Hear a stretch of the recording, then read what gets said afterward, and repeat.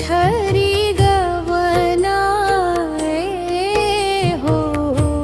धन जीनी काहे घर से बाहर गया तू, जीनी बर्तन मांजू हो।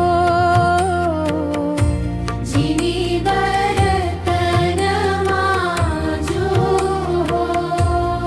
धन जीनी काहे रामा रसोइया, चुनरिया तोहरी ध्रुविल होई। चुनरिया तोहरी ध्रुविल तोहरी हो। पिया के करिहे घर से बाहर वाता के बर्तन मांजी है। के हो बर्तन मांजी है हो।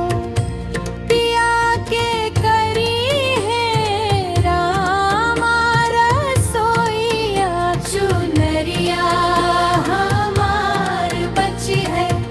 चुनरिया हमार बची है हो।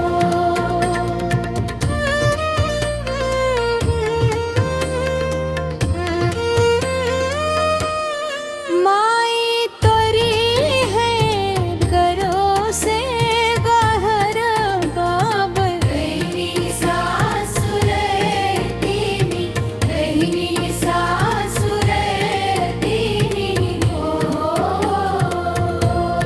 पिया भौजी तोहरी है पतिदारिनी, है पतिदारिनी हो।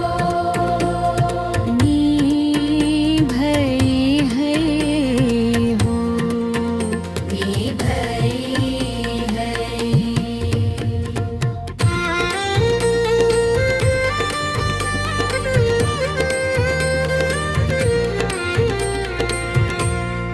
माई के निकारब दुपहरिया, बहिनी तिपहरिया, बहिनी तिपहरिया हो।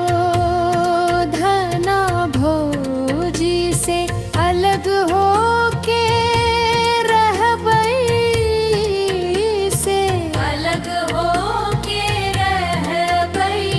चुनरिया तोहरी बची है हो।